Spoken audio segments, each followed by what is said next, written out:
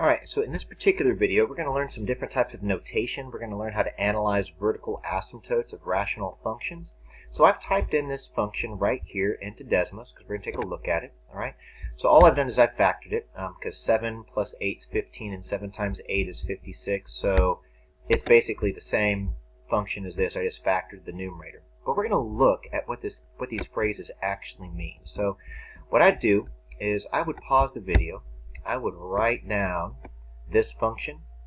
Then what I'm going to do right now is I'm going to go ahead and show you guys how to factor it, just to make sure you know how to factor it. Then we're going to read the different statements, and then we're going to take a look at the graph.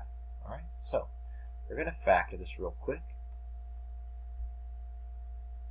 So when I factor this, I put x plus 7 and x plus 8, because 7 plus 8 is 15, and 7 times 8 is 56. So we have a couple of zeros. We have a 0 at x equals negative 7. We have a 0 at x equals negative 8. And we have a vertical asymptote right here. It tells us as well we have a vertical asymptote at x equals negative 5. So it says describe the behavior around its vertical asymptote. So I'm just going to read statement A. I'm not saying statement A is true, but this is how you would read it. Okay? As x approaches negative 5 from the left, g of x approaches positive infinity. As x approaches negative 5 from the right, g of x approaches positive infinity. So one thing I want you to understand is that little negative means from the left, that little positive means from the right, and this, that arrow, means approaches. So I'm going to write approaches right there for that. Okay, maybe I'll do it a little bit different place, being that it kind of covers that one up. So how about this? That little arrow right there, and all the arrows mean approaches. Okay, so we're going to look at our graph. All right, take a look at it. So let's take a look at this real quick. So as I'm approaching this asymptote from the left-hand side, look what's happening. As I'm approaching it from the left, where am I traveling? As I'm going from the left and getting closer to the asymptote, it looks like as I approach negative 5 from the left, g of x, now I realize it says f of x, but g of x is approaching negative infinity because it's going down. But as I am approaching negative 5 from the right, my function is approaching positive infinity because it's going, look, it's going up. As it's going from the right-hand side, it's going up. So I'm looking from the left, it's going to negative infinity, and from the right, it's going to positive infinity. So from the left, it's going to negative infinity, and from the right, it's going to positive. I'm going to choose answer choice B. Now, if you get one of these wrong, my suggestion is see step-by-step solution. Okay? And there's our graph. Okay? And so they also have another way of doing it. All right? So they can see that they factored it the exact same way as we did. All right? We got our vertical asymptote. We got our zeros.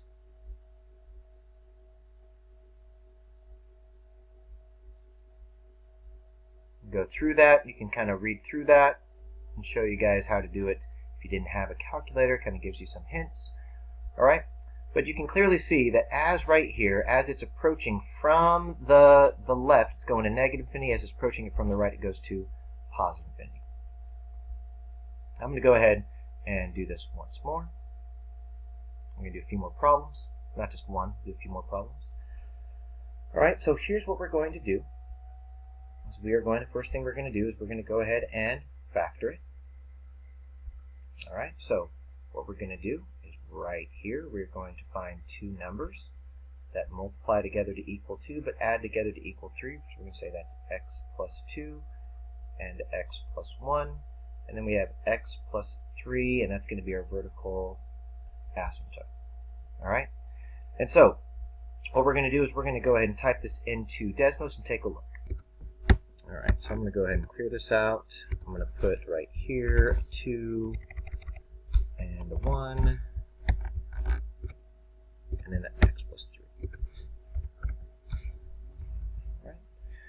Alright, so take a look at this. So we have a vertical asymptote, and the vertical asymptote right here is at x equals -3. And I'm going to go ahead and change the color so we can see a little better. There we go, there's our vertical asymptote. And basically the problem is saying what's happening around this vertical asymptote. So here's what you could do to figure out your answer if you didn't have, say, a calculator, graphing calculator. All right. So right now you can clearly see that the vertical asymptote is at -3, but just directly to the right of that number would be a -2, and just to the left of that number would be a -4. So let's see what happens when we plug those in. For example, what happens if I plug in a -4 here and a -4 here and a -4 here? All right.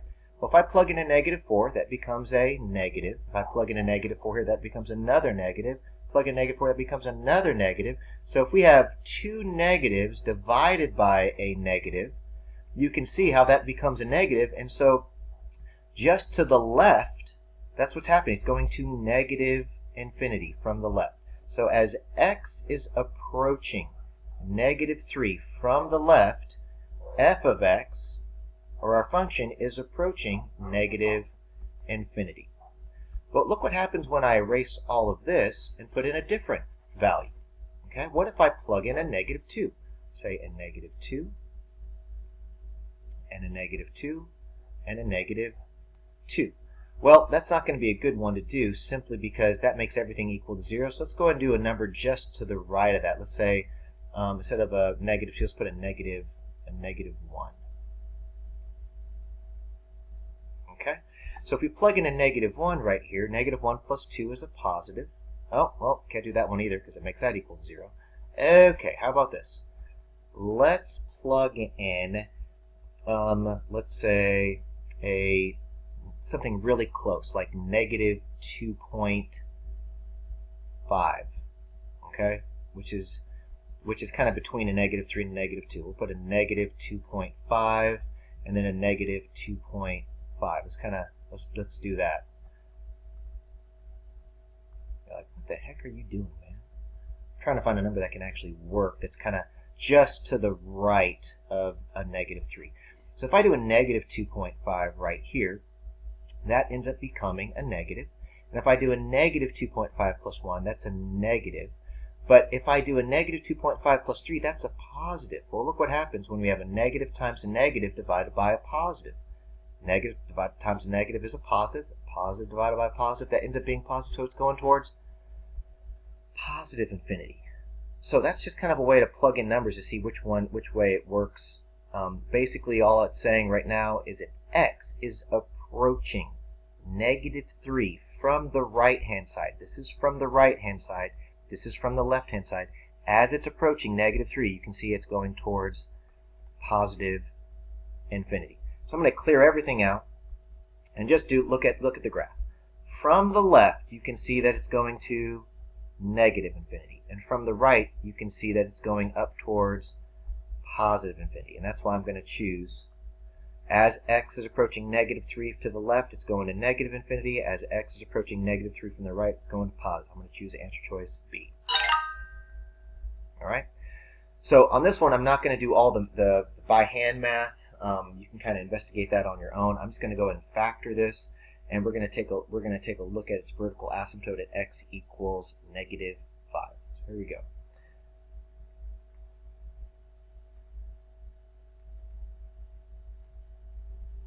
All right, so two numbers that add up to 2 but multiply together to equal -24. We're going to put x plus 6 and x minus 4, because 6 minus 4 is 2, and 6 times -4 is -24.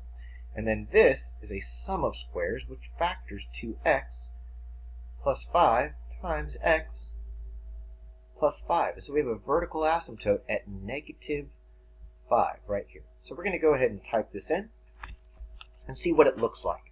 And then understand what we're going to do is we're going to look from the left-hand side and the right-hand side of the asymptote. So here we go. Put a 6 minus 4, and then I'll put 5. And I could actually make it a squared if I wanted to. Okay? And I got to put minus 5. Now let's take a look at this right here. Alright? So, if we take a look at this, we have, it looks like as it's going from the right-hand side, it's going to negative infinity. And as it's coming from the left-hand side, it's also going to negative infinity, which means no matter where it's going, it's heading in a negative direction. Alright? So if you're wondering why in the world did I do something squared, that's x plus 5 times x plus 5. I just want you to know that it's the same. It's the same answer. Okay? So from the left-hand side, it's going to negative infinity, and from the right-hand side, it's going to negative infinity. So how could you test that to kind of figure out where it's going? So what we would do is you could just choose a number that's close to negative 5 on either side. So what you could do, if you just had like a basic calculator without a graphing component, you could test what's directly to the left of negative 5. You could say, you could test negative 5.5 and plug that in. Or you could just test negative 4.5 or negative 4.8, something just to the right and to the left of negative 5. They both end up becoming a negative, and that's why either way, no matter what number you plug in there, everything becomes negative on either side. So I'm going to choose real quick. It says choose one answer. The graph of h of f approaches negative infinity from the left and from the right of the asymptote, which is true. It's going to negative infinity from the left and from the right. So I'm going to go in here and go see step-by-step solution. There's our graph. You can see how it goes to negative infinity on both sides of that asymptote. Okay? And so you can see that they chose numbers that are basically between a negative 5 and a negative 6 and 4 and a negative 5, and you can see how everything becomes negative, and that's another way of plugging those numbers in. Alright, here we go. We're going to look at the behavior around its vertical asymptote at x equals negative 1. So first step, let's go ahead and factor it. And when you're doing this, feel free to pause the video, alright? Write things down. Don't just watch me do the math. Do the math with me. So, after you pause it, figure it out. See, can you factor it before I factor it? So pause it, see if you get this, and then hit play. So two numbers that add up to 4 but multiply together to equal 3. Well, that's just going to be x plus 3 and x plus 1, because 3 plus 1 is 4, and 3 times 1 is 3. And over here we're going to have x plus 1 and x plus 1, because 1 plus 1 is 2, and 1 times 1 is 1. Now, interesting. Check this out. These do cancel out, so we have removable discontinuity at x equals negative 1. But look right here, that has the asymptote trumps the removable discontinuity. So what we're going to do is we're going to type this in. We're going to take a look at its behavior around the vertical asymptote. Alright, so x plus 3, x plus 1, and then here we're just going to do x plus 1 squared, or x plus 1 times x plus 1. Not x equals 1. Alright, and I'll go ahead and put right here negative 1. There's our vertical asymptote right there. So let's check it out. It looks like from the left, where is it going? From the left-hand side, it's going to negative infinity. From the right-hand side, it's going to positive infinity.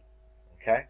So, how could you check that without just typing it into Desmos and looking at it? So let's just think about two numbers that we could easily use that would work and not mess up. So how about this? We have a vertical asymptote. It's at x equals negative 1. Okay? How about this? Right, just directly to the right of negative 1, we could plug in a 0. To the left, we could plug in a negative 2. So let's see how those work. We plug in a 0 and a negative 2.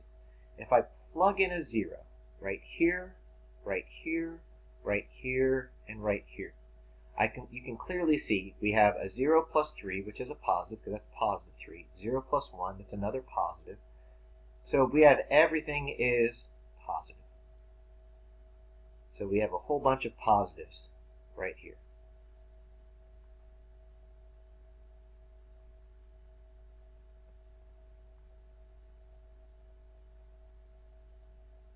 All right, because we got a 3 times a 1 and times a 1, everything becomes positive. So anything slightly to the right of that, from the right-hand side, it's going to what's known as positive infinity. But look what happens if I plug in a negative 2. So let's say if I plug in a negative 2 here, a negative 2 here, a negative 2 here, and a negative 2 here. Well, negative 2 plus 3 is a positive 1. Negative 2 plus 1 is a negative, so that's a negative. Negative 2 plus 1 is another negative, so we have a negative and we have another negative. Well, how many negatives do we have? We have a total of 3, so that becomes a negative. So on the left-hand side, as it's approaching from the left, it's going to negative infinity.